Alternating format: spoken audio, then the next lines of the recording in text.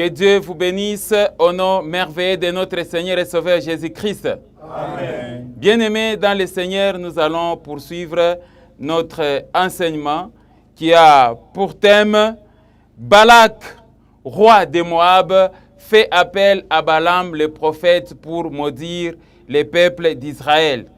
Balak, roi de Moab, fait appel à Balaam le prophète pour maudire les peuples d'Israël.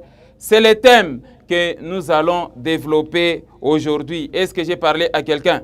Amen. Mais bien-aimés dans le Seigneur, vous devez savoir que les enfants d'Israël, en partance vers Canaan, la terre promise, campèrent dans les plaines de Moab.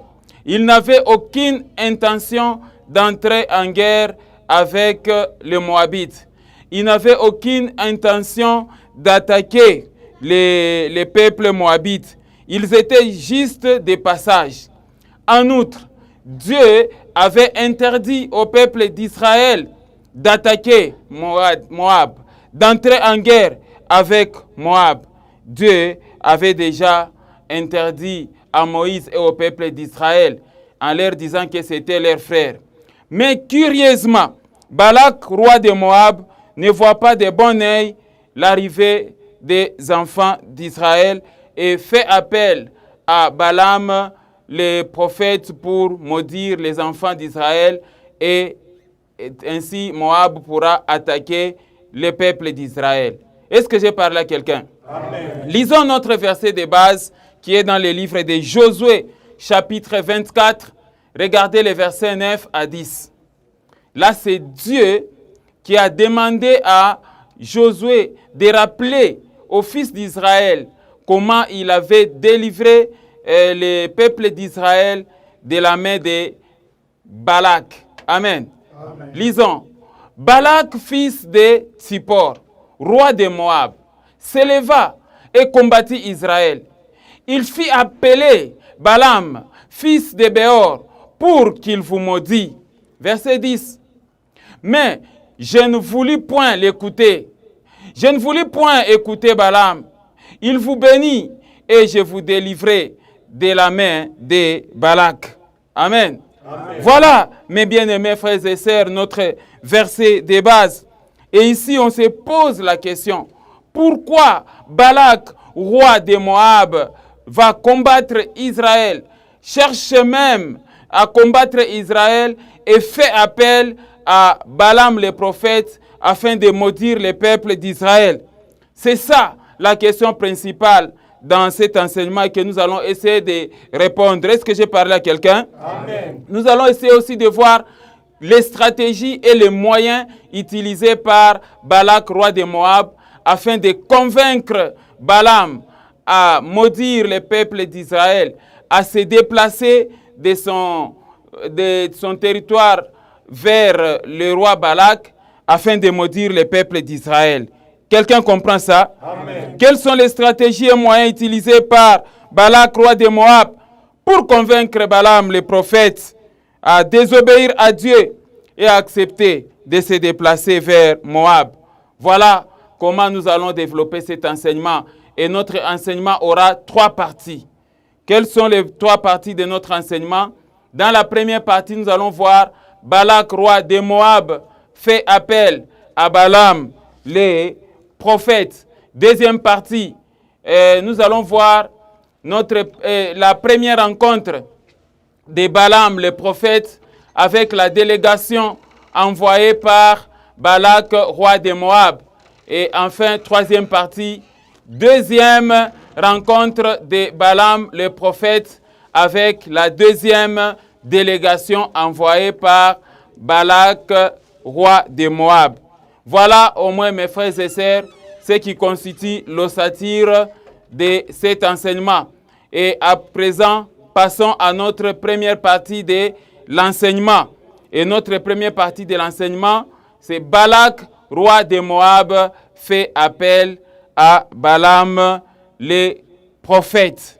Amen, amen. Amen. Bien-aimés dans le Seigneur, comme je vous disais déjà au début de cet enseignement, que les enfants d'Israël, en partance vers la terre promise sous la conduite de Moïse dans le désert, quand ils arrivent près de Moab et ils ne cherchaient que le passage. Amen, amen. Amen. Ils campèrent dans les plaines de Moab et l'objectif n'était pas de conquérir Moab, mais plutôt de passer pour arriver à Canaan. Balak, roi de Moab, avait vu de mauvais œil l'arrivée du peuple d'Israël qui n'était que des passages et qui n'avait aucune intention de faire la guerre au peuple moabite. Lisons Nombre chapitre 22, les versets 1 à 6. Regardez. Les enfants d'Israël partirent et campèrent dans les plaines de Moab, au-delà du Jourdain, vis-à-vis de Jéricho. Verset 2. Balak, fils de Tsippor, vit tout ce qu'Israël avait fait aux Amoréens. Verset 3. Et Moab fit très effrayé en face d'un peuple aussi nombreux. Il fit saisir des terreurs en face des enfants d'Israël. Moab dit aux anciens de Madian, cette multitude va dévorer tout ce qui nous entoure, comme les bœufs broutent la verdure des champs. Balak, fils de Tsippor, était alors roi de Moab. Il envoie des messagers auprès de Balaam, fils de Béor, à Pétor, sur les fleuves, dans le pays des fils de son peuple, afin de l'appeler et de lui dire, voici un peuple est sorti d'Égypte, il couvre la surface de la terre et il habite vis-à-vis de moi. Est-ce que c'est un problème? Regardez le verset 6. Viens, je te prie, maudis-moi ce peuple, car il est plus puissant que moi. Peut-être ainsi pourrais-je les battre et les chasserai-je du pays, car je sais que celui que tu bénis est béni et que celui que tu maudis est maudit. Amen, amen. Amen. Vous voyez donc cette attitude de Balak, roi de Moab, une attitude qui n'est pas correcte, une mauvaise attitude envers le peuple d'Israël. Et c'est cette attitude ici qui va causer plus tard des dégâts incalculables et irréparables. Amen, amen. Amen. Une mauvaise attitude qui va conduire à la mort non seulement de Balak, roi de Moab, mais aussi de Balaam, les prophètes.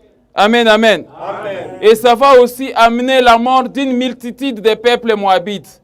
Pourquoi? Parce que ici, je vais essayer de vous faire voir que Balaam, le prophète, va chercher à marchander son talent, va chercher à vendre son talent reçu par Dieu. Est-ce que j'ai parlé à quelqu'un? Amen. Maintenant ici, on se pose la question, mes frères. Pourquoi Balak doit faire appel à Balaam pour maudire le peuple d'Israël? La réponse est très claire. Il y a 3 raisons seulement. 3 raisons qui ont poussé Balak, roi de Moab, de faire appel à Balaam. Raison pour lesquelles Balak, roi de Moab, fait appel à Balaam contre Israël. Il n'y a que 3 raisons, mes frères et sœurs. Premièrement, la peur et le froid de Balak, roi de Moab, vis-à-vis des enfants d'Israël, que nous avons vérifié en Nombre 22, 2 à 3. Deuxièmement, le procès d'intention de Balak, roi de Moab, vis-à-vis des enfants d'Israël. Là, c'est mentionné en Nombre 22, verset 4. Et troisièmement, c'était seulement de pousser Balaam à maudire les enfants d'Israël et entrer en guerre avec Israël et les vaincre. Et ça, c'est vérifiable en Nombre 22, versets 5 à 6. Amen, amen. Amen. Voilà les 3 raisons qui poussent Balak de recourir au service de Balaam. Est-ce que j'ai parlé à quelqu'un? Amen. Vous ne pouvez pas utiliser la prophétie pour nuire les autres. Vous ne pouvez pas utiliser la prophétie pour créer des divorces et des divisions dans des familles, ou encore pour maudire les autres. Est-ce que j'ai parlé à quelqu'un? Amen. Analysons un peu rapidement les 3 petits sous-points de notre première partie. Premièrement, la peur et le froid de Balak, roi de Moab, vis-à-vis du peuple d'Israël, tel que mentionné en Nombre 22, versets 2 à 3. Amen, amen. Amen. Bien-aimés dans le Seigneur, il faut comprendre que l'appel de Balak, roi de Moab, à Balaam, était motivé par la peur. C'était la peur, le froid et la terreur. Amen, amen. Amen. Il était saisi par la terreur en face des enfants d'Israël. Voilà pourquoi on a toujours demandé aux enfants de Dieu de ne jamais prendre de grandes décisions dans une émotion de la peur et de la frayeur. Est-ce que j'ai parlé à quelqu'un? N'agissez jamais sous l'émotion de la peur. Amen, amen. Amen. Et il ne faut jamais prendre des décisions sur base de la frayeur. La peur, c'est le sable dans les mécanismes de la foi chrétienne. Quelqu'un comprend ça? Amen. Si quelqu'un a peur, il ne saura pas croire en Dieu. Et la Bible dit que sans la foi, il est impossible de lui être agréable. Car il faut que celui qui s'approche de Dieu croit que Dieu existe et qu'il est le rémunérateur de ceux qui le cherchent. Amen. Amen, amen. Amen. Alors, si vous croyez que Dieu existe, vous devez comprendre que avoir confiance en Dieu, c'est chasser la peur dans votre vie. Amen. Quelqu'un comprend ça? Amen. Regardez comment ils ont manifesté l'effroi. Relisons un peu Nombre chapitre 22, les versets 2 à 3. Regardez. Balak, fils de Tsippor, vit tout ce qu'Israël avait fait aux Amoréens. Verset 3. Et Moab fut très effrayé en face d'un peuple aussi nombreux. Il fut saisi de terreur en face des enfants d'Israël. Amen. Amen. C'est cette peur-là qui va pousser maintenant Balak à aller chercher Balaam pour que Balaam maudisse les enfants d'Israël. Il arrive des fois, toi l'enfant de Dieu, Dieu t'a béni, Dieu t'a donné tout ce que tu as. Mais pourquoi aller chercher les féticheurs? Est-ce que j'ai parlé à quelqu'un? Amen. Ou encore, pourquoi chercher à maudire les autres? Je parle à quelqu'un? Amen. En tant qu'un enfant de Dieu, plus Dieu te donne les choses, plus vous vous attachez à Dieu. Amen. Amen, amen. Amen. Votre unique rempart, c'est Dieu et la prière. Amen. La Bible dit que l'Éternel est pour nous un refuge et un appui, un secours qui ne manque jamais dans la détresse. Amen. Quelqu'un comprend ça? Amen. Comment expliquer que les êtres humains de ce monde, aussitôt Dieu commence à te bénir, vous pensez que votre refuge c'est maintenant des boîtes de nuit, votre refuge c'est avoir plusieurs femmes, votre refuge ça devient l'impudicité, tout ça ainsi de suite. Alors dans ce cas-là, que l'Éternel ne regrette pas de t'avoir béni. Est-ce que j'ai parlé à quelqu'un? Amen. Vous verrez quelqu'un qui a très bien commencé, mais le fait seulement pour toi d'avoir des moyens, tu vas aller toucher les fétiches, soit disant que non, on va t'ensorceler. Ce n'est pas correct. Est-ce que j'ai parlé à quelqu'un? Amen. La peur, c'est vraiment un sable, c'est vraiment du sable dans les mécanismes de la foi. Quelqu'un comprend ça? Amen. Et d'ailleurs, Job chapitre 3, verset 23 dit que ce que je crains, c'est ce qui m'arrive. Ce que je redoute, c'est ce qui m'atteint. Amen. Amen. Celui qui marche avec Dieu doit chasser la peur dans sa vie. Amen, amen. Amen. La peur a poussé les disciples de considérer Jésus comme un fantôme. Quand Jésus-Christ marchait sur l'eau, les disciples avaient poussé des grands cris, pensant qu'ils avaient affaire à un fantôme, alors que c'était Jésus même le sauveur. Amen, amen. Amen. Imaginez-vous quand quelqu'un a peur, ça vous rend aveugle. Quelqu'un comprend ça? Amen. Est-ce que je suis en train de parler à quelqu'un? Amen. La peur a poussé Pierre d'échouer de marcher sur l'eau. Amen. Amen. La peur avait fait trembler les disciples lors de la traversée. Quelqu'un comprend ça? Amen. Lors de la traversée, Jésus-Christ dormait dans la barque. Et quand il y avait tempête, vent et marée, et tous les disciples avaient peur. Et vous allez voir dans la Bible, le Seigneur n'aime pas travailler avec les gens, les gens qui sont peureux. Est-ce que j'ai parlé à quelqu'un? Amen. Il y a beaucoup encore d'autres exemples. Après la crucifixion de notre Seigneur Sauveur Jésus-Christ, tous les disciples étaient enfermés. Quelqu'un comprend ça? Amen. La peur, c'est la contradiction même de la foi. Et la peur et la foi sont des extrémités. Amen. Amen. Tu ne peux pas aller loin avec la peur. Quelqu'un comprend ça? Amen. Tu peux aller loin avec la foi, mais tu peux aussi régresser et tomber trop bas avec la peur. Est-ce que j'ai parlé à quelqu'un? Amen. Alors, quels sont les choix que je vais vous donner, mes frères et sœurs, par rapport à cet enseignement? Il y a 3 choix à éviter dans votre vie, mes frères et sœurs. Il y a 3 choix. Les 3 choix à éviter dans la vie. Premièrement, le choix de ne pas laisser la peur, la terreur, la frayeur et l'anxiété dominer sur vous et contrôler votre vie. Deuxièmement, le choix de garder votre cœur plus que toute autre chose, comme la Bible dit, garde ton cœur plus que toute autre chose, car de lui viennent les sources de la vie. Troisièmement, le choix de concentrer vos cœurs et vos pensées sur la parole de Dieu quand vous traversez une période de secousse ou de turbulence. Amen, amen. Amen. Vous devez avoir les regards fixés vers Christ, le chef et le consommateur de la foi. Parce que la Bible dit que la foi vient de ce qu'on entend et ce qu'on entend vient de la parole du Christ. Amen, amen. Amen. C'est la foi qui chasse la peur. Et quand vous écoutez la parole de Dieu, ce sont les enseignements qui vous fortifient et qui vous remettent dans la foi. Amen. Amen. Et Jésus dit que sans la foi, si vous avez de la foi comme un petit grain de sénévé, vous direz à cette montagne, ôte-toi de là, jette-toi dans la mer, et la montagne vous obéirait.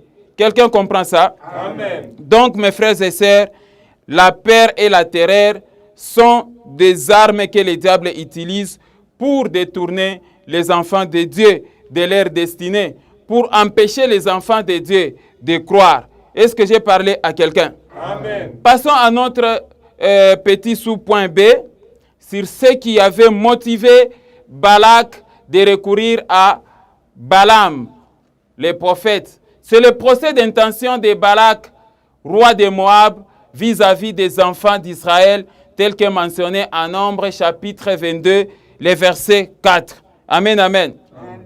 Bien-aimés dans le Seigneur, je ne cesse d'insister à ce sujet, que les enfants d'Israël n'étaient pas là avec l'objectif de conquérir les territoires des Moabites. Amen, amen. Amen. Mais plutôt d'entrer en Canaan. Et il y a une instruction ferme là où Dieu les interdit d'entrer en guerre avec Moab. Et Israël n'avait aucune intention de faire la guerre. Mais regardez les procès d'intention des Moabites ainsi que du roi de Moab. Amen. Amen. C'est la peur qui va les pousser au procès d'intention. Lisons Nombre chapitre 22 verset 4. Vous allez voir. Moab dit aux anciens de Madian, donc le roi des Moabites ainsi que le peuple de Moab, dit aux anciens de Madian, cette multitude va dévorer tout ce qui nous entoure. Ah, ils étaient seulement des passages. Cette multitude va dévorer tout ce qui nous entoure, comme les baies broutes, la verdure des champs. Balak, fils de Tsippor, était alors roi de Moab. Voilà ce qu'on appelle les procès d'intention. Amen. Amen. C'est-à-dire être convaincu que la personne va te faire le mal, alors que la personne n'y pense même pas. Amen, amen. Amen. Le peuple d'Israël n'avait aucune intention. Amen, amen. Amen. Il n'avait aucune intention et ne pouvait que demander le passage. Quelqu'un comprend ça? Amen. Le peuple d'Israël n'y pensait même pas. Le peuple d'Israël ne pouvait même pas faire ce que Balak est en train de dire. Peut-être à titre de rappel, mes frères, j'aimerais vous donner l'instruction. En Deutéronome chapitre 2, verset 8, Dieu était très clair. Et il avait dit à Moïse, regardez comment on décrit ça. Deutéronome chapitre 2, verset 8 à 9. Nous passâmes à distance de nos frères, les enfants d'Ésaü, qui habitent en Séhir, et à distance du chemin de la plaine d'Élat et de John Geber. Puis, nous nous tournâmes et nous prîmes la direction du désert de Moab. Mais regardez le verset 9. Regardez le verset 9, mes frères et sœurs. Amen. Amen. L'Éternel me dit, ça c'est Moïse qui est en train de parler aux enfants d'Israël. L'Éternel me dit, n'attaquez pas Moab et ne t'engage pas dans un combat avec lui, car je ne te donnerai rien à posséder dans son pays. C'est aux enfants de Lot que j'ai donné en propriété. Amen, amen. Amen. Donc, les enfants d'Israël n'avaient aucune intention d'attaquer les Moabites. Amen, amen. Amen. Alors, pourquoi le procès d'intention? Pourquoi la peur et le procès d'intention dans les chefs des Moabites, jusqu'au point de dire que non, voilà, ce peuple va dévorer tout ce que nous avons. Est-ce que j'ai parlé à quelqu'un? Amen. Vous voyez là où la peur et le procès d'intention peuvent vous amener? La peur et le procès d'intention peuvent détruire votre vie, peuvent vous empêcher d'entrer dans votre destinée. Et comment on avait défini le procès d'intention, mes frères et sœurs? C'était les mauvais jugements qu'on a sur son prochain, les mauvaises prétentions, les mauvaises suspicions, une mauvaise appréhension de son problème, l'interprétation erronée de la pensée de l'autre, penser à la place de l'autre. Amen. Amen. La peur et le procès d'intention peuvent pousser les chrétiens dans un sentiment d'infériorité. Amen. On demande à Gédéon, vas-y. Gédéon, il commence à dire que non, moi je n'ai pas de force. Et l'Éternel qui lui dit, va avec la force que tu as. Amen, amen. Amen. Quand on envoie des espions pour aller explorer Canaan, non, ils rentrent pour dire que non, voilà, c'est la race des géants. Nous, on était devant eux comme des sauterelles. Imaginez-vous. Ça s'appelle procès d'intention. Est-ce que j'ai parlé à quelqu'un? Amen. Pensez toujours à la place des autres. Pensez le mal à la place des autres. C'est ça le procès d'intention. Et ce n'est pas bien. Amen. Amen. Toi, en tant qu'être humain, il ne faut toujours pas réfléchir que non, voilà, tel veut me faire du mal alors que la personne n'a même pas cette intention-là. Ça a déjà fait l'objet d'un enseignement. Est-ce que j'ai parlé à quelqu'un? Amen. Alors, le petit C de notre premier sous-point, c'est la recherche de la malédiction par Balak, roi de Moab, contre le peuple d'Israël en faisant appel à Balaam, le prophète, tel que c'est écrit en Nombre 22, versets 5 à 6. Voilà la troisième raison, mes frères et sœurs, qui pousse Balak de faire appel à Balaam afin de maudire le peuple d'Israël. La peur, la terreur et le procès d'intention poussent Balak, le roi de Moab, à consulter Balaam, faire appel à Balaam pour maudire les enfants d'Israël, entrer en guerre et exterminer tout le peuple d'Israël. Amen. Amen. Au départ, Balaam, c'était un serviteur de Dieu, un véritable prophète de Dieu. Et quand vous voyez la manière dont Balak envoie ses missionnaires, il dit, car je sais que celui que tu bénis est béni, celui que tu maudis est maudit. Amen. Amen. Alors maintenant, curieusement, Balak veut amener Balaam à utiliser son talent au moyen de l'argent, ce qui n'était pas correct. Est-ce que j'ai parlé à quelqu'un? Amen. Pourquoi chercher la malédiction? Pourquoi chercher à maudire les autres, toi, Balak? Alors que le peuple d'Israël ne t'attaque pas, toi, tu cours déjà derrière la malédiction. Quelqu'un comprend ça? Amen. Lisons Nombre 22, versets 5 à 6. Vous allez comprendre quelque chose.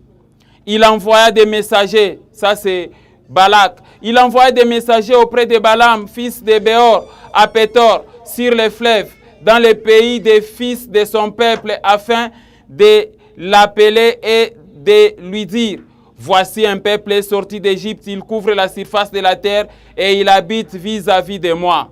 Mais ce peuple-là n'est que des passages, Balak. Regardez le verset 6. Viens, je te prie, maudis-moi ce peuple, car il est plus puissant que moi. Comment tu le sais? Amen. Amen. Peut-être ainsi pourrais-je les battre et les chasserai-je du pays, car je sais que celui que tu bénis est béni et que celui que tu maudis est maudit. Amen, amen. Amen. Balak, en complicité avec les anciens de Madian et les anciens de Moab, va recourir à Balaam pour maudire le peuple d'Israël, ce qui n'est pas correct. Amen. Amen. Voilà pourquoi je t'exhorte, toi, l'être humain, qui a l'habitude d'aller chercher des malédictions auprès des serviteurs de Dieu. Laisse-moi te dire que ce n'est pas auprès des serviteurs de Dieu qu'il faut obtenir la malédiction. Amen. Amen. Et dans l'entretemps, Dieu t'interdit aussi d'aller chercher des malédictions chez des féticheurs, chez des marabouts. Dieu t'interdit ça. Est-ce que j'ai parlé à quelqu'un? Amen. Quelle que soit l'adversité.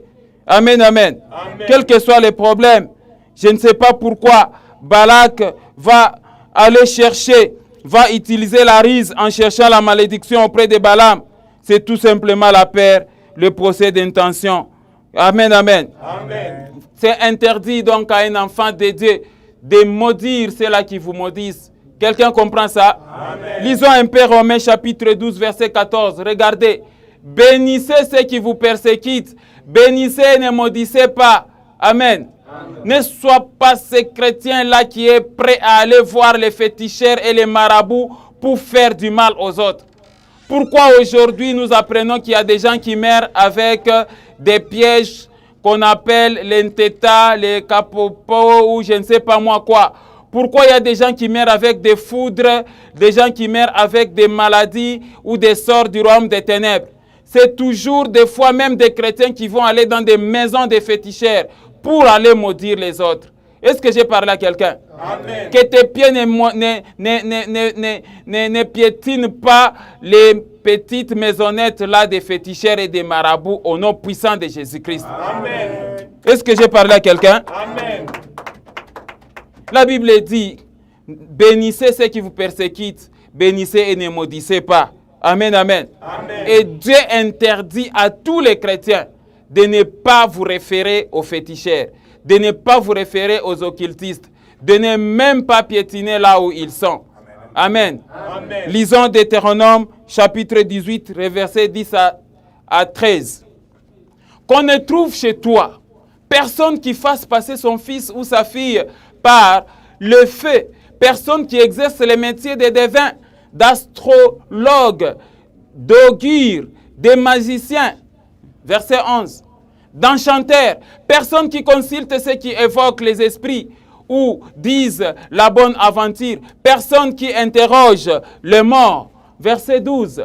Car quiconque fait ces choses est en abomination à l'Éternel. Et c'est à cause de ces abominations que l'Éternel, ton Dieu, va chasser ces nations devant toi. Verset 13. Tu seras entièrement acquis à l'Éternel, ton Dieu. Est-ce que j'ai parlé à quelqu'un? Amen. Je voulais parler à quelqu'un. Que ton cœur soit entier à l'Éternel, ton Dieu. Amen, amen. Il ne faut pas avoir un pied dedans, un pied dehors. Il ne faut pas avoir un cœur divisé. Il ne faut pas clocher des deux côtés. Amen, amen. Amen. La Bible dit que tu seras entièrement à l'Éternel. Et il est écrit que l'Éternel étend ses regards sur l'univers entier afin de soutenir ceux-là dont le cœur est tout entier à lui. Amen. Quelqu'un comprend ça? Amen. Vous devez avoir un cœur pleinement engagé dans les choses de Dieu. Vous ne devez pas clocher des deux côtés. Aujourd'hui, vous êtes chrétien, demain vous êtes païen. Aujourd'hui, vous êtes chrétien, demain vous voilà chez les occultistes. Aujourd'hui, vous êtes chrétien, demain vous voilà encore chez les marabouts. Dieu ne voudrait pas vous voir avec une position tiède. Amen, amen. C'est-à-dire, vous n'êtes ni chaud, ni froid. Amen, amen. Amen. Et la Bible dit que l'Éternel te vomira. Quelqu'un comprend ça? Amen. Quand l'Éternel te vomit de sa bouche, mon frère, ma sœur, l'Éternel ne rentre jamais à ce qu'il a vomi.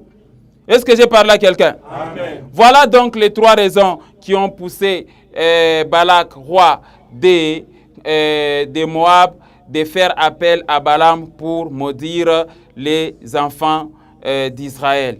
Mais il n'a pas su. Amen.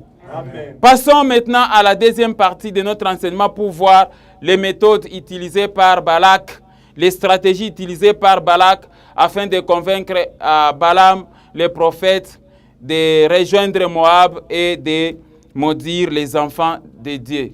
Amen. Notre deuxième partie est intitulée « Première rencontre de Balaam, le prophète, avec la première délégation envoyée par Balak, roi de Moab. » Amen, amen. Amen. Bien-aimés dans le Seigneur, vous devez comprendre que à cause tout simplement de la peur, de la frayeur, à cause des procès d'intention et à cause tout simplement de la recherche des malédictions, Balak, roi de Moab, se décide d'envoyer une grande délégation vers Balaam afin d'obtenir la malédiction pour le peuple d'Israël. Est-ce que c'est correct ça? Amen, amen. Amen. Et cette délégation est composée des anciens de Moab et des anciens de Madian. Alors la stratégie prise ici par Balak, roi de Moab et que la délégation ne devait pas se déplacer main vide. Amen. Amen. Elle avait avec elle beaucoup d'argent, des grands biens, des présents pour convaincre Balaam, les prophètes, de rejoindre Moab afin de maudire les enfants d'Israël. Est-ce que j'ai parlé à quelqu'un? Amen. Imaginez-vous, si vous êtes ces serviteurs de Dieu là sur qui on fait des calculs que non, avec l'argent, il va prier pour nous.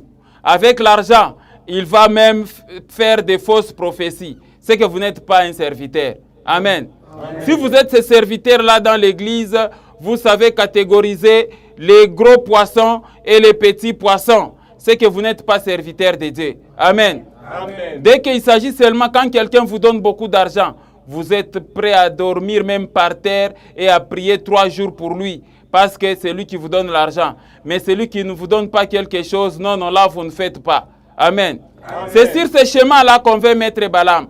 Balaam était le véritable prophète de Dieu. Mais curieusement, il sera transformé en devin. Il sera transformé en faux prophète. Pourquoi? Parce que c'est quelqu'un qui commençait à accepter les présents, à accepter l'argent. Est-ce que j'ai parlé à quelqu'un? Amen. Alors, quelle est la leçon, mon frère, ma soeur, qu'il faut tirer ici en tant que serviteur de Dieu? Quelles sont les leçons à tirer?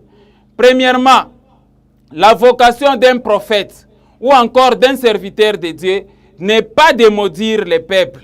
Amen. Amen. Deuxièmement, un serviteur de Dieu doit être ennemi de la cupidité. C'est-à-dire, il ne doit pas aimer l'argent.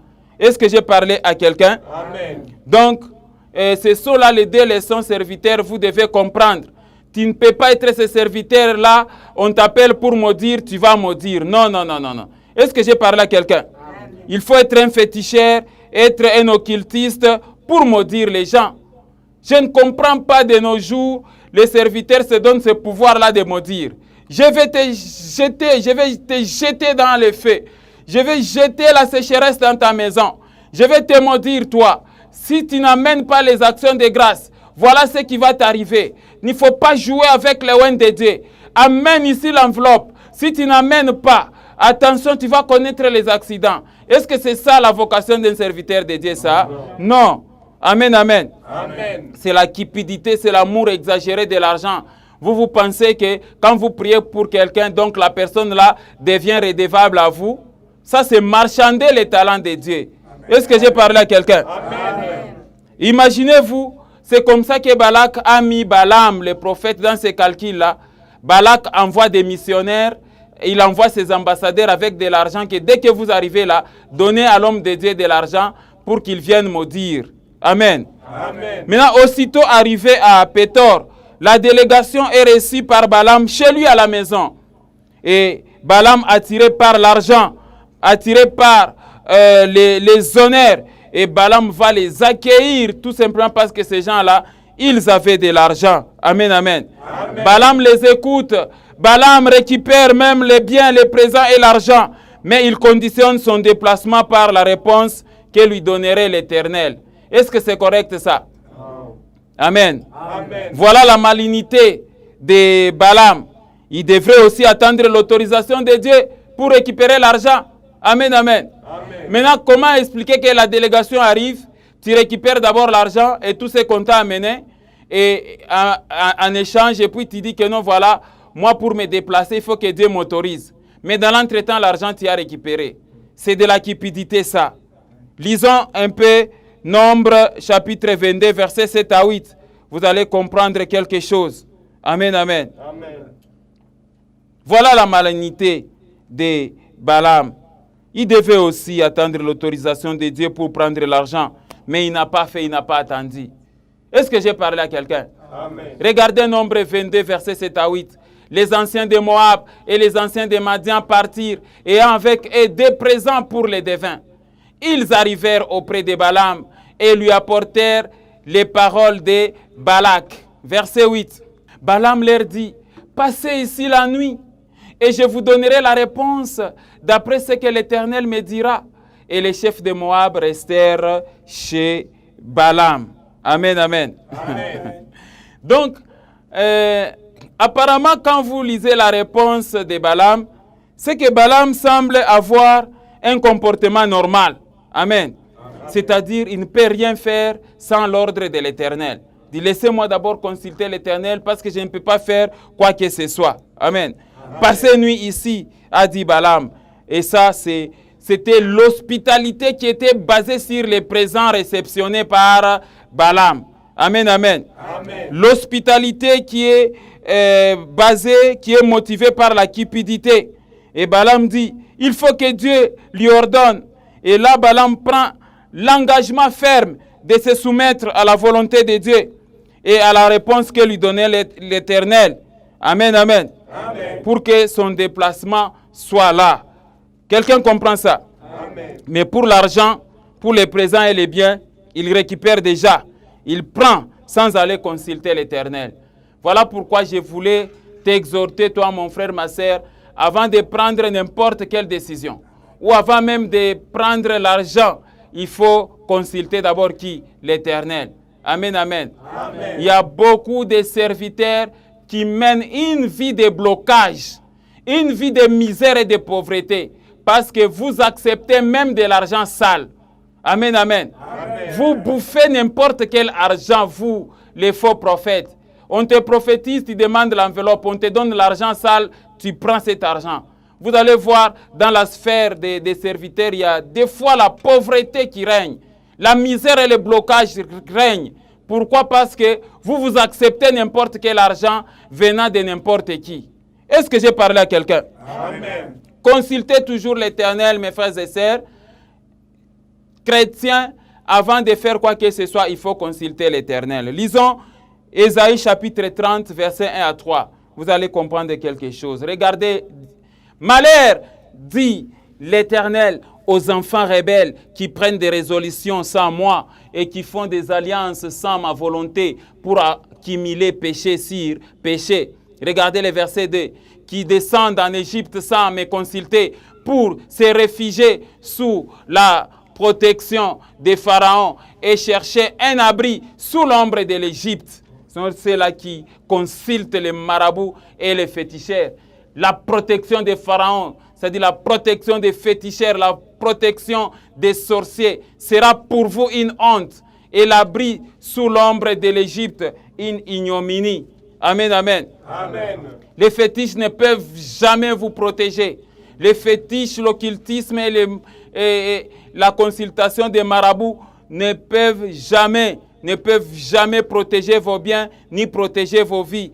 Il n'y a que seul l'Éternel qui est notre bouclier et qui peut mieux nous protéger. Est-ce que j'ai parlé à quelqu'un? Amen. Amen. Amen, amen. Amen. Bien-aimés dans le Seigneur, vous voyez ici que Balaam a consulté l'Éternel et on suppose qu'il va en continuer ainsi. Dieu va parler à Balaam et Balaam s'engage dans une conversation avec Dieu. Il fait part à Dieu de la demande de Balak de vouloir maudire le peuple d'Israël. Mais Balaam n'a pas parlé de l'argent à l'Éternel. Amen, amen. Il n'a pas parlé de l'argent perçu. Il n'a pas parlé des biens des autres présents qui lui avaient été donnés par la délégation. Ce n'était pas ça. Ce n'était pas quand même honnête donc de sa part vis-à-vis de Dieu. Lisons un peu Nombre chapitre 22, versets 9 à 11. Dieu vint à Balaam et dit. Amen. Hein? Amen. Donc vous voyez que Balaam, bien que ne faisant pas partie des peuples d'Israël, il parlait avec Dieu. Amen. Amen. Il conversait avec Dieu. Regardez, Dieu vint à Balaam et dit, qui sont ces hommes que tu as chez toi? Est-ce que Dieu ne savait pas tout ça? Il savait, mais il attendait la réponse de la personne concernée. Est-ce que j'ai parlé à quelqu'un? Amen. Regardez le verset 10. Balaam répondit à Dieu. Balak, fils de Tsippor, roi de Moab, les a envoyés pour me dire, regardez le verset 11, voici un peuple sorti d'Égypte et il couvre la surface de la terre. Viens donc, maudis-les, peut-être ainsi pourrais-je les combattre et les chasserai-je. Amen. Amen. Balaam a oublié quelque chose. Il y a l'omission dans les rapports. Il fallait que Balaam dise à Dieu que non seulement ils sont venus demander la malédiction, mais ils sont venus aussi avec l'argent avec les présents et avec les grands biens, ils m'ont donné et j'ai récupéré. Amen. Amen. Et Balaam, lui, il a caché ça. Est-ce que j'ai parlé à quelqu'un? Amen. La réponse de Dieu, toutefois, elle est claire. Tu n'iras point avec eux et tu ne maudiras point le peuple car il est béni. Amen. Amen. Dieu donne cette instruction ferme à Balaam. Que Balaam, attention, les dons de prophétie que je t'ai donnés, ce n'est pas une marchandise que tu dois vendre. Amen. Amen. Les dons de prophétie que je t'ai donnés, Balaam, ce ne sont pas des marchandises à vendre aux gens. La Bible dit que vous avez reçu gratuitement, donné aussi gratuitement. Je m'adresse à vous, les prophètes qui vendaient des prophéties aux gens. Dès que tu as prophétisé, tu veux qu'on te donne l'argent et toi, tu vis seulement de ça au lieu de vivre de ton travail. Amen, amen. Amen. Dieu t'interdit d'utiliser tes prophéties-là comme marchandises vis-à-vis des chrétiens. Est-ce que j'ai parlé à quelqu'un? Amen. Lisons Nombre chapitre 22, regardez les versets 12 à 14. Dieu dit à Balaam, tu n'iras point avec eux et tu ne maudiras point ces peuples car il est béni. Dieu lui interdit. Regardez le verset 13.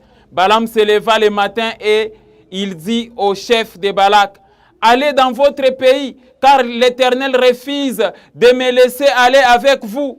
Verset 14. Et les princes de Moab se levèrent, retournèrent auprès de Balak et dirent, Balaam a refusé de venir avec nous. Amen, amen. Amen. Balaam, le prophète, n'est pas honnête ici.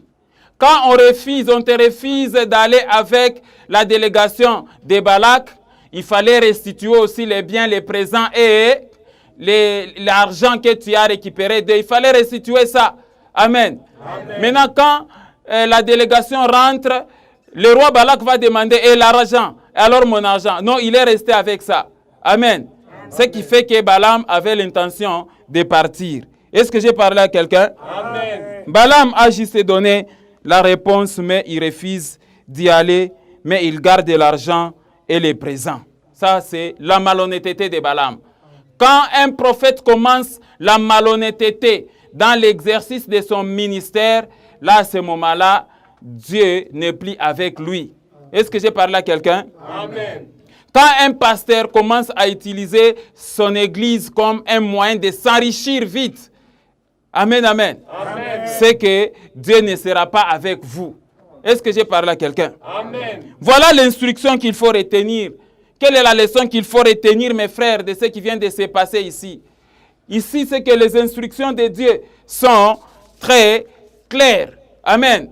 Les instructions de Dieu à Balaam sont très claires. Tu n'iras point avec eux, tu ne maudiras point ces peuples, car il est béni. Quelqu'un m'a compris? Amen. Bien-aimé dans le Seigneur, est-ce que l'instruction n'est pas claire? Donc la première délégation a échoué sa mission, mais on espère que ici aussi Balaam a partiellement obéi à l'ordre de Dieu. Dieu lui dit ne pars pas, Balaam a refusé de partir, mais il a désobéi le fait de rester avec les présents, avec l'argent et avec les biens des autres. C'est comment je peux vous faire comprendre, c'est comme la jeune fille.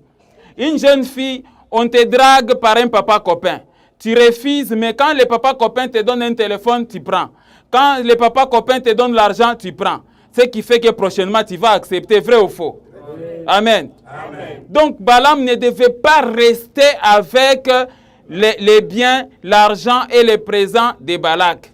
C'est la cupidité. Amen. Amen. Ainsi s'achève notre deuxième partie avec la première délégation. Terminons maintenant, passons à notre dernière partie de l'enseignement. Deuxième rencontre de Balaam, les prophètes, avec la deuxième délégation envoyée par Balak, roi de Moab. Amen. Amen. Balak, roi de Moab, il savait bien que c'est Dieu qui a interdit à Balaam de se déplacer pour maudire le peuple d'Israël. Mais il se donne encore la peine de négocier pour la deuxième fois. Est-ce que c'est correct ça? Ça, c'est une insistance qui est diabolique. Et pour pousser Balaam à désobéir à Dieu et à se déplacer et aller à l'encontre de l'ordre de l'Éternel. Amen, amen. Amen. Quand vous voyez quelqu'un s'approcher de vous et pour vous pousser à désobéir à Dieu, vous l'avez repoussé. Vous avez consulté l'Éternel et l'Éternel vous a refusé. S'il revient pour la deuxième fois, allez-vous encore consulter Dieu de nouveau? Non, parce que l'ordre était déjà donné. Amen. Amen. Mais ici, pour persuader Balaam de se déplacer et rejoindre la plaine de Moab, Balak va utiliser encore une autre stratégie. Cette fois-ci, il envoie une très grande délégation composée de chefs en plus grand nombre, de notables moabites avec beaucoup d'argent et beaucoup d'honneur et encore avec beaucoup d'autres promesses. Amen. Amen. Lisons Nombre chapitre 22, versets 15 à 17, vous allez comprendre quelque chose. Balak envoya de nouveau des chefs en plus grand nombre et plus considérés que les précédents. Verset 16. Ils arrivèrent auprès de Balaam et lui dirent, « Ainsi parle Balak, fils de Tsippor, que l'on ne t'empêche donc pas de venir vers moi. » Ça, c'est l'impolitesse. Amen. Quelqu'un a constaté là au verset 16, Balak dit à Balaam que l'on ne t'empêche donc pas de venir vers moi. Balak, ta délégation t'a dit que Dieu lui a interdit de venir auprès de toi. Mais toi, tu dis que non, que l'on ne t'empêche donc pas de venir auprès de moi. Que l'on ne t'empêche pas de venir vers moi. Là, Balak est en train de chercher sa mort. Verset 17. Car je te rendrai beaucoup d'honneur et je ferai tout ce que tu me diras. Viens, je te prie, maudis-moi ces peuples. Ah là là là. Amen, hein? Amen. Quelle séduction. Amen, amen. Amen. Et aujourd'hui, il y a des serviteurs de Dieu qui aiment ça. Quand tu appelles seulement un serviteur, dis, viens, je vais te donner le café. Passe nuit pour moi 3 jours à la montagne. Je vais te donner le café. Je vais payer la provision dans ta maison. Ah là, l'homme de Dieu est prêt à aller faire même une semaine à la montagne. Amen, amen. Amen. La réponse qui fait mal, c'est que l'on ne t'empêche donc pas de venir vers moi. Ça, c'est Balak qui dit ça. Et ça, c'est l'impolitesse et la méprisance envers Dieu. Le roi Balak n'avait aucun respect envers Dieu. Amen, amen. Amen. Et là, le roi Balak utilise un langage de méprisance et entre en opposition avec l'ordre de Dieu et veut pousser Balaam à la désobéissance. Mais regardez la réponse hypocrite de Balaam. Amen, amen. Regardez la réponse hypocrite. Nous sommes à Nombre 22, verset 18. Vous allez voir. Balaam a commencé à aimer la gloire. Regardez, il dit. Balaam répondit et dit aux serviteurs de Balak, quand Balak me donnerait sa maison, pleine d'argent et d'or, je ne pourrais faire aucune chose, ni petite ni grande, contre l'ordre de l'Éternel, mon Dieu. Amen, hein? Amen. Cette réponse est hypocrite et malhonnête. Balaam, pourquoi tu as pris l'argent à la première délégation?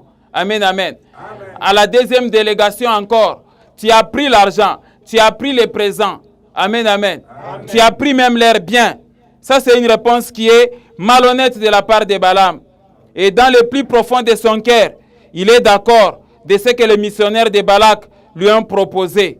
Est-ce que j'ai parlé à quelqu'un? Amen. Et il dit autre chose, montrant l'apparence qu'il se soumettrait à la volonté de Dieu, alors que c'était les mensonges de son cœur. Est-ce que quelqu'un comprend ça? Amen. Voilà ce qu'on appelle l'intelligence de la duplicité. C'est de l'hypocrisie. Son cœur était attaché à tout ce qu'on lui a proposé là, mais il donne des réponses faisant semblant comme s'il va obéir à Dieu. C'est du mensonge ça. Amen. Amen. Balaam accepte l'offre, mais il fait semblant de consulter Dieu. Et comme pour la première fois, Balaam entre encore en consultation avec Dieu. Balaam répond à la délégation qui devait d'abord consulter Dieu. Ça, c'est une consultation hypocrite. Et Dieu respecte les propres arbitres. Dieu a déjà vu le cœur de Balaam. Balaam veut partir. Quelle consultation ça? Une consultation hypocrite. Est-ce que j'ai parlé à quelqu'un? Amen. Regardez Nombre 22, verset 19. Comment il répond? Maintenant, je vous prie, restez ici cette nuit et je saurai ce que l'Éternel me dira encore. Ah bon? Dieu ton grand-père? Amen, amen. Amen. Imaginez-vous, à la première invitation, passez ici la nuit. À la deuxième invitation, restez ici cette nuit. c'est la motivation de la cupidité.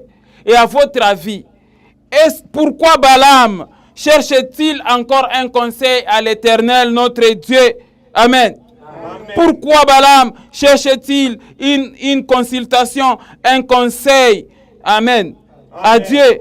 Alors qu'il avait déjà reçu l'ordre et le commandement de ne pas aller maudire les peuples. Quelqu'un comprend ça? Amen. Pourquoi encore revenir à Dieu?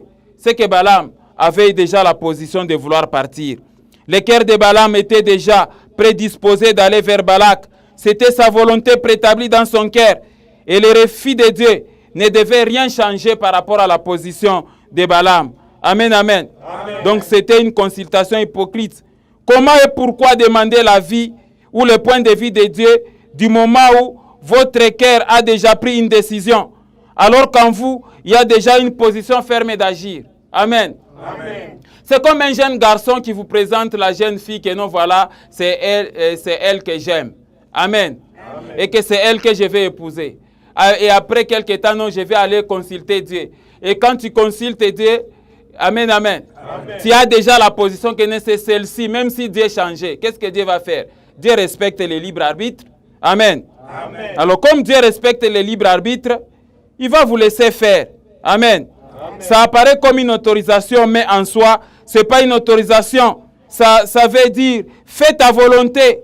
Donc Dieu n'a jamais autorisé à Balaam d'aller maudire les enfants d'Israël. Quelqu'un comprend ça? Amen. Lisons Nombre 22, versets 20 à 22, vous allez comprendre quelque chose. Dieu vint à Balaam pendant la nuit et lui dit, puisque ces hommes sont venus pour t'appeler, lève-toi, va avec eux, mais tu feras ce que je te dirai.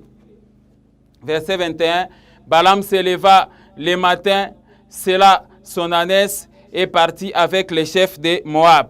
Amen. Amen. Comme vous venez de le constater, mes frères et sœurs. Amen, amen. Amen. Regardez le verset 22. La colère de Dieu s'enflamma parce qu'il était parti. Et l'ange de l'Éternel se plaça sur le chemin pour lui résister. Balaam était monté sur son ânesse et ses deux serviteurs étaient avec lui. Amen. Amen. Ces versets paraissent contradictoires, mais Dieu ne se contredit jamais. Amen. Amen. Il n'existe jamais de contradictions dans la parole de Dieu. Des contradictions apparentes dans la parole de Dieu peuvent résider soit dans la tradition, soit dans la compréhension de la parole. Mais sachez que Dieu ne se contredit jamais. Quelqu'un comprend ça? Amen. Alors, laissez-moi vous expliquer ici ce qui s'est passé. Dieu qui dit que non, voilà, tu iras avec eux. Mais en même temps, Dieu est en colère pour dire qui te demande de partir. Ça apparaît comme une contradiction, mais ce n'est pas une contradiction. Est-ce que j'ai parlé à quelqu'un? Amen. Regardez bien le verset 21. Dieu dit à Balaam, lève-toi, va avec eux. Ça, c'est la figure de rhétorique qu'on appelle ironie permissive indignante. Amen. Et regardez le verset 22, la colère de Dieu s'enflamma parce que Balaam était parti.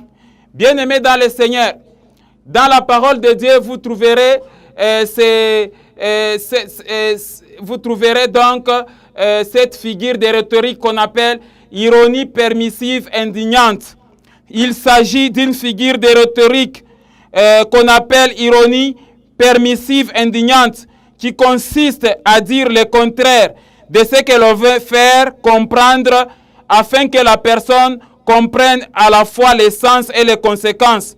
C'est le sarcasme ou la moquerie sarcastique. Amen. Amen. Dieu a toujours utilisé ça. Est-ce que quelqu'un a compris? Amen. Entre le verset 21 et le verset 22, il n'y a pas de contradiction. Et même les êtres humains utilisent ça dans les langages. Par exemple, tu vois l'enfant en train de jouer sous la pluie. Tu dis que non, toi là, continue à jouer continue à jouer sous la pluie. Toi là, continue à jouer sous la pluie. Est-ce que c'est une autorisation ça? C'est une ironie permissive, indignante. Puisque l'enfant veut jouer sous la pluie et que toi les parents, tu connais les conséquences. Qu'il va tousser, il risque d'avoir la fièvre et tout ça ainsi de suite.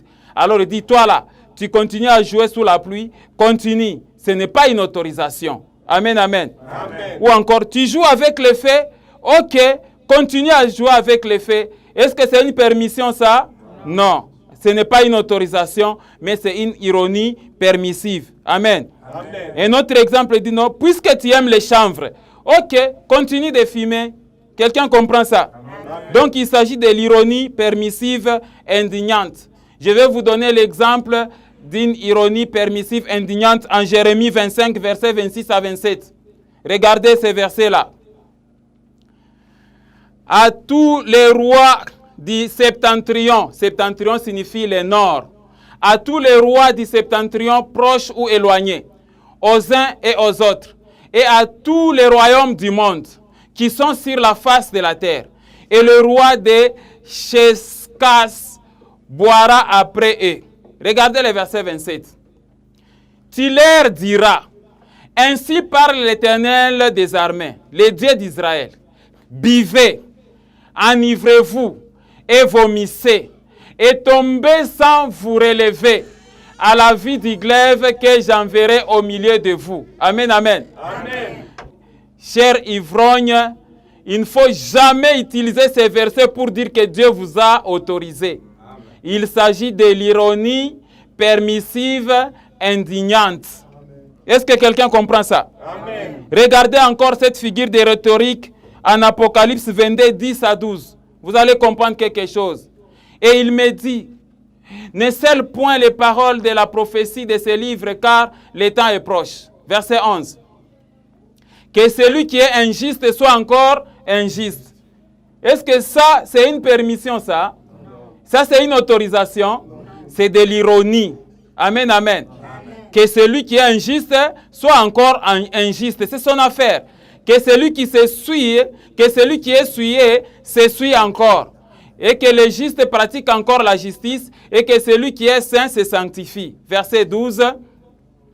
Voici, je viens bientôt, et ma rétribution est avec moi pour rendre à chacun selon ce qu'est son œuvre. Amen, amen. Amen. Vous voyez, quand l'Éternel dit que celui qui s'essuie davantage, ce n'est pas une permission, ce n'est pas une autorisation. Amen, amen. Amen. C'est une figure de rhétorique qu'on a appelée l'ironie permissive indignante pour interdire à la personne. Quand Dieu dit à Balaam, ok, pars, mais tu feras ce que je vais te dire. Dieu n'autorise pas. Est-ce que j'ai parlé à quelqu'un? Amen. Alors, dans la parole de Dieu, il y a aussi ce qu'on appelle l'ironie douce permissive, qu'on peut voir en 1 Corinthiens chapitre 6, verset 12. Regardez, tout m'est permis, mais tout n'est pas utile. Tout m'est permis, mais je ne me laisserai pas asservir par quoi que ce soit. Ça, c'est la figure de rhétorique, ironie douce et permissive. Regardez encore. Amen, amen. Amen. Regardez encore 1 Corinthiens, chapitre 10, verset 23. Tout est permis, mais tout n'est pas utile. Tout est permis, mais tout n'édifie pas. C'est la figure de rhétorique, ironie, douce et permissive. Amen. Mais chaque fois quand vous lisez les Écritures, vous devez faire attention avec les ironies permissives indignantes. Quand l'Éternel dit, voilà, enivrez-vous, dormez, vomissez, tout ça, enivrez-vous. Les ivrognes prennent la bière et disent non, lisez seulement Jérémie 25, verset 27, enivrez-vous, tombez, tout ça. Mais vous oubliez la dernière phrase, il dit attention, vous allez voir la plaie qui va arriver. Amen. Amen. Donc, chers chrétiens, chers serviteurs, quand nous lisons la parole, il faut toujours faire attention aux figures de rhétorique. Maintenant, relisons Nombre 22, versets 20 à 22, vous allez comprendre. Dieu vint à Balaam pendant la nuit et lui dit, puisque ces hommes sont venus pour t'appeler, lève-toi, va avec eux, parce que c'est ça la disposition de ton cœur. Mais tu feras ce que je te dirai. Ça, c'est l'ironie permissive qui est indignante. L'Éternel est fâché. Verset 21, d'ailleurs, vous voyez, Balaam se leva le matin, sella son ânesse et partit avec les chefs de Moab. Verset 22, la colère de Dieu s'enflamma parce qu'il était parti. Et l'ange de l'Éternel se plaça sur le chemin pour lui résister. Balaam était monté sur son ânesse et ses deux serviteurs étaient avec lui. Amen. Amen. Donc, mes frères, Balaam ferme ses valises, prend l'option de partir et rejoindre Balak, roi de Moab. C'était la prédisposition de son cœur. vouloir à tout prix partir pour maudire les enfants d'Israël, recevoir un salaire d'iniquité, Balaam avait conçu l'idée de faire des services de Dieu un moyen de parvenir à la richesse et aux honneurs. Balaam voudrait vendre les prophéties, on lui avait interdit. Regardez Néhémie 13, 1 à 2, vous allez comprendre ça, que ce n'était pas la volonté de Dieu que Balaam aille. Regardez, dans ces temps, on lit en présence du peuple dans les livres de Moïse et on y trouva écrit que l'Ammonite et les Moabites ne devraient jamais entrer dans l'assemblée de Dieu. Verset 2. Parce qu'ils n'étaient pas venus au devant des enfants d'Israël avec du pain et de l'eau. Et parce qu'ils avaient appelé contre eux à prix d'argent Balaam pour qu'il les maudit. Mais notre Dieu changea la malédiction en bénédiction. Amen. Amen. Bien-aimés dans le Seigneur, tous ceux-là qui fréquentent des féticheurs, des marabouts, pour te faire du mal, pour te maudire, que l'Éternel change ces malédictions-là en bénédiction au nom puissant de Jésus-Christ. Amen. Amen.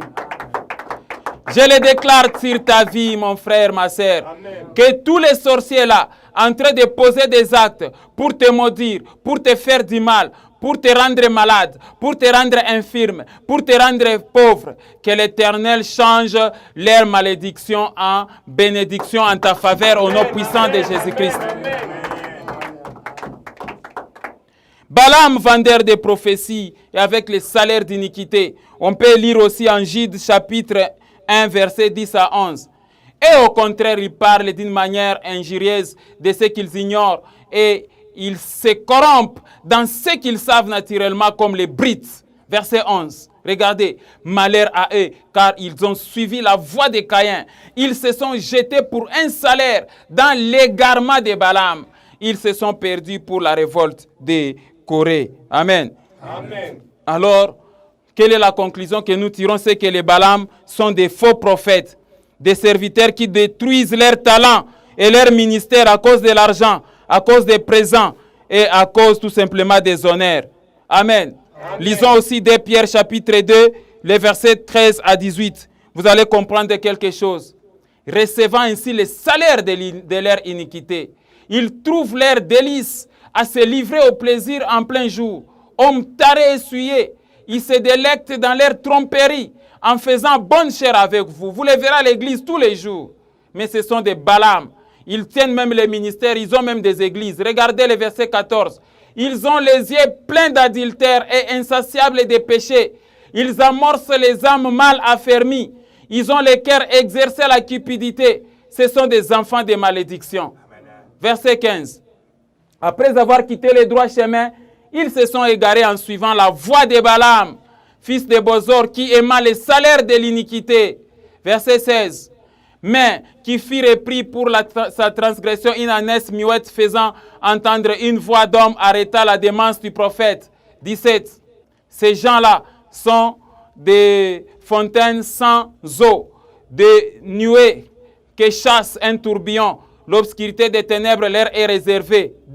Avec des discours enflés de vanité, ils amorcent par les convoitises de la chair, par les dissolutions, ceux qui viennent à peine d'échapper aux hommes qui vivent dans l'égarement. Amen. Amen. Voilà les balamismes dans l'église. Vous voyez, un prophète, un pasteur à la tête de l'église, il est adultère et il vend des prophéties. Il aime seulement les actions de grâce. Consultation prophétique vient avec l'argent. Et quand il est devant des jeunes filles, c'est de l'adultère pur et simple.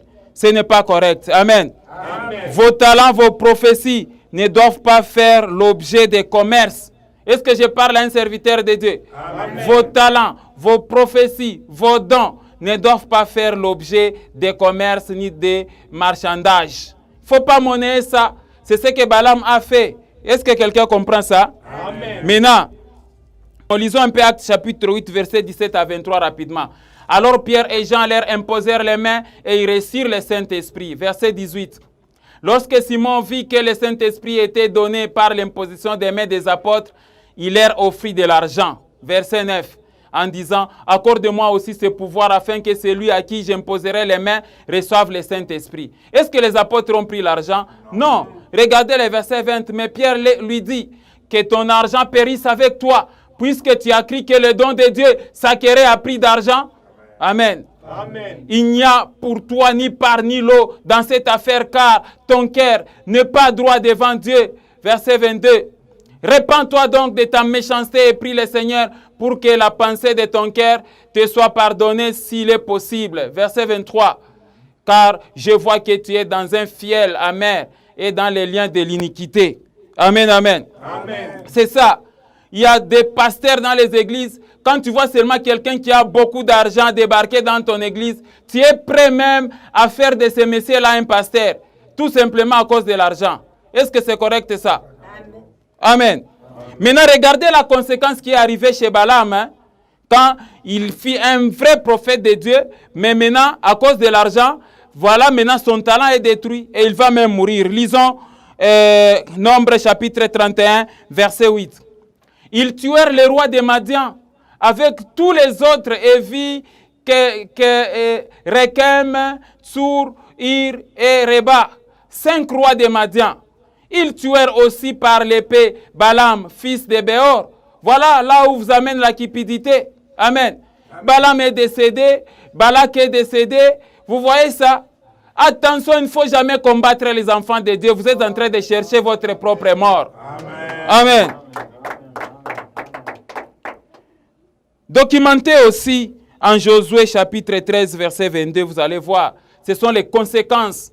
Parmi ceux qui tuèrent les enfants d'Israël, ils avaient aussi fait périr avec l'épée les devins Balaam, fils de Boer. Est-ce que j'ai parlé à quelqu'un? Amen. Quelles sont les recommandations du Seigneur pour terminer l'enseignement, mes frères et sœurs? Je vous donne une seule recommandation, papa, pour terminer l'enseignement. Je te donne une seule recommandation, maman, pour terminer l'enseignement. Mes frères et sœurs, vous qui avez suivi cet enseignement du début jusqu'à la fin, voici la recommandation du Seigneur en 2 Chroniques, chapitre 19, verset 7. Maintenant, que la crainte de l'Éternel soit sur vous. Veillez sur vos actes, car il n'y a chez l'Éternel, notre Dieu, ni iniquité, ni égard pour l'apparence des personnes, ni acceptation des présents. Amen, amen. Amen. Voilà la recommandation, toi les serviteurs de Dieu, toi l'enfant de Dieu. Crois au Seigneur Jésus-Christ, tu seras sauvé, toi et toute ta famille. Que Dieu vous bénisse au nom de Jésus-Christ. Que Dieu vous bénisse. Voilà l'enseignement.